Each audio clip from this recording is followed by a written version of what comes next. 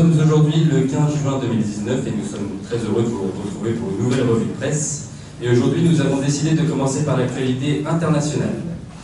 L'Inde est actuellement frappée par une sécheresse historique avec des records de température. Le thermomètre a affiché plus de 50 degrés depuis le 2 juin dernier. Et des dizaines de milliers de villages n'ont plus d'eau. Pour ces raisons, des restrictions ont été mises en place dans tout le pays. 4 passagers d'un train ont d'ailleurs succombé à la chaleur extrême dans le nord de l'Inde. À cause de cette chaleur, les autorités ont constaté une hausse des violences en Inde, notamment due à la convoitise de l'eau. Le journal scientifique Science et Vie a également constaté les conséquences de cette chaleur sur les comportements humains et animaliers. La hausse des températures entraînerait une hausse de l'agressivité, aussi bien chez les animaux que chez les humains. Toujours dans l'actualité internationale, c'est dans le Figaro que nous apprenons la suspension du projet de loi visant à autoriser les extraditions vers la Chine. Ce projet de loi vise à faciliter le transfert de tout justiciable hongkongais en Chine afin qu'il y soit jugé. Le gouvernement a décidé de suspendre la procédure d'amendement législatif, a déclaré Carrie Lam, la dirigeante de l'exécutif de Hong Kong, à la presse, après une semaine de protestations sans précédent dans l'ancienne colonie britannique. Des dizaines de milliers de protestataires avaient été dispersés par la police anti-émeute avec des balles de caoutchouc et du gaz lacrymogène. Leur principale crainte est d'être à la merci du système justiciaire de Chine continentale, opaque et sous influence du Parti communiste. On passe maintenant à un sujet peu traité dans les médias, le Soudan. Sadek Al-Mahdi, le leader de l'opposition soudanaise, a réclamé ce vendredi 14 juin une enquête internationale sur la répression meurtrière du 3 juin opérée par l'armée. Cet appel a immédiatement été entendu par les États-Unis, qui a relayé la demande de l'opposant soudanais. Selon un comité des médecins proches de la manifestation, 120 personnes auraient été tuées. Les autorités se sont quant à elles empressées de démentir ce chiffre en annonçant une 60aine de décès.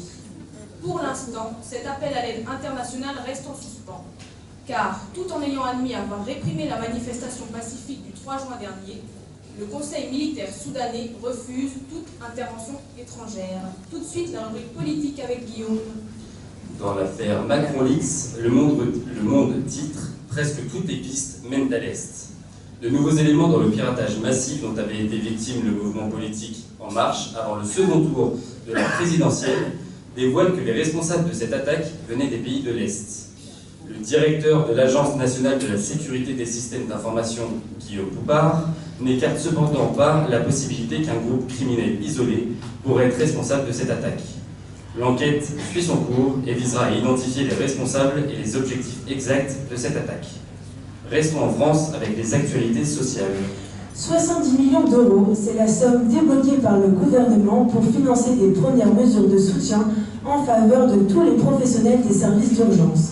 C'est ce qu'a annoncé Agnès Buzyn vendredi 14 juin à l'occasion du lancement officiel de la mission nationale de refondation des urgences.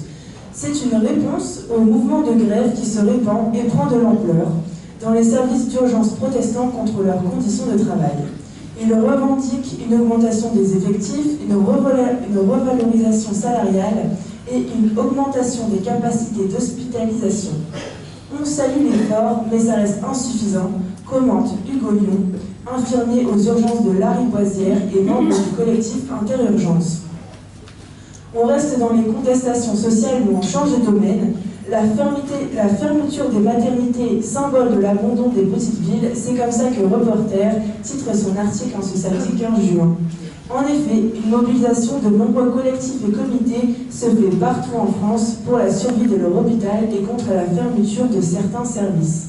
Ils déplorent la disparition des maternités de proximité, 40% ont en effet fermé en France en 20 ans. Ces disparitions ne sont pas sans risque, on s'en doute bien. Les fermetures mettent les femmes et les bébés en danger, dit Rosine Leverrier, la vice-présidente des comités de défense des hôpitaux et maternités de proximité. Elles augmentent l'occurrence d'accouchements extra-hospitaliers qui entraînent des risques accrus. Guillaume, qu'en est-il du bac ? Le baccalauréat. Ce lundi 17 juin commencent les épreuves du baccalauréat. À cette occasion, les syndicats ont appelé les enseignants du secondaire à ne pas assurer la surveillance des examens. Un acte risqué qui témoigne du mécontentement des enseignants face à la politique du ministère de l'Éducation. En effet, la nouvelle réforme du lycée entrera en vigueur à la rentrée de septembre et va modifier en profondeur le cursus des élèves et le fonctionnement des établissements. Difficile cependant de savoir si l'appel à la grève des syndicats sera suivi par les enseignants, mais la devise dans les académies est « mieux vaut prévenir que guérir ». Les établissements, pour prévenir les éventuels désistements, se sont organisés en recrutant en masse des surveillants et des professeurs d'établissements voisins. Restons dans l'actualité société. Nouvelle révélation sur l'affaire des faux steaks hachés aujourd'hui à la une de Libération. Pour rappel, plusieurs centaines de tonnes de steaks hachés fabriqués en Pologne avaient été livrés entre juillet 2018 et février 2019 à 4 associations humanitaires. Dans cette affaire qui fleure bon l'arnaque, 3 entreprises sont concernées. 2 françaises, Moldis, qui a obtenu le marché et l'intermédiaire SPM, et une polonaise, Biernarki. Toutes ces entreprises, directement ou via leurs propriétaires, ont déjà été concernées par les scandales sanitaires. Par exemple, le fournisseur polonais Biernarki, qui avait en 2018 déjà livré au Resto du Cœur des steaks contaminés à la salmonelle. Reste à présent à déterminer la responsabilité précise de chacune des entreprises dans cette affaire. L'enquête se poursuit actuellement. À présent, place à l'environnement. Voici une mauvaise nouvelle pour ceux qui craignent les petites bêtes. C'est le grand retour du frelon asiatique en France. Originaire du sud-est asiatique, cet insecte a été introduit en France par erreur en 2004, après avoir voyagé par conteneur depuis Shanghai. Cependant, pas de panique. Le risque provoqué par une piqûre est surévalué. Les décès par piqûre sont beaucoup moins importants que ceux provoqués par une abeille, déclare Denis Théry, entomologue pour Le Monde. On poursuit dans la rubrique environnement avec Marine. Dans la Croix, on peut lire que le gouvernement a annoncé jeudi qu'il va saisir l'Agence de sécurité sanitaire après la publication d'un rapport commandé par le WWF. Ce rapport, comportant une synthèse de 52 études, démontre qu'une personne ingère jusqu'à 5 grammes de microplastique par semaine, soit le poids d'une carte de crédit. Un humain ingère chaque année des dizaines de milliers de microparticules de plastique, résume le responsable de l'étude. Les chercheurs ne savent pas exactement encore si les microparticules de plastique sont ingérées par l'intestin. La secrétaire d'État à la transition écologique, Brune Poisson, a déclaré sur RMC saisir l'Agence nationale de sécurité sanitaire pour qu'elle lance une étude détaillée approfondie pour savoir clairement ce qu'il en est pour les Français. On leur remercie. Actualité religieuse, une messe va être célébrée à Notre-Dame ce samedi.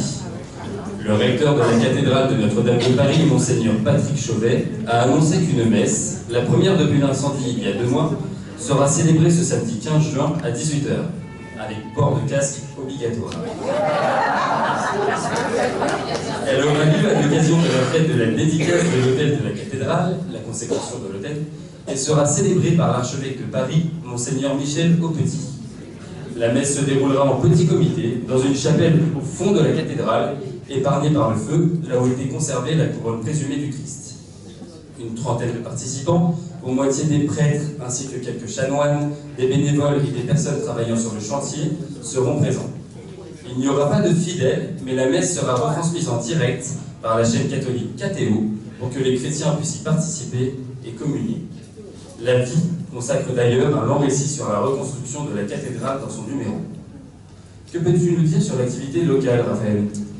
Bientôt la fin d'un chantier, mais cette fois au Maroc. Et oui, le 13 juin dernier, l'entreprise française Alstom a annoncé la livraison des premières rames à la société du tramway de Rabat-Salé. Hébergées au centre de maintenance de Aïk Alima à Salé, elles viendront bientôt s'ajouter aux 44 rames déjà présentes sur le réseau pour notre plus grand plaisir. Et maintenant, le sport. Allez les Bleus! Du 7 juin au 7 juillet 2019, la Coupe du monde de football féminin a lieu en France. Mais pourtant, si notre patriotisme nous pousse à encourager de toute notre âme les Bleus, ce sont pourtant les États-Unis qui sont encore les favoris. Pourquoi ? Sur lemonde.fr, une vidéo explique qu'une loi datant de 1972 a révolutionné le sport dans les universités car il y avait interdiction de faire de la discrimination dans les sports. Les Américains ont donc un temps d'avance sur nous et plus de pratique. Mais rien ne nous empêche de garder espoir pour nos joueuses. Les Fémérides, aujourd'hui, nous fêtons les Germaines, mais nous fêtons aussi un événement particulier, l'anniversaire de Colette. Bon anniversaire Colette!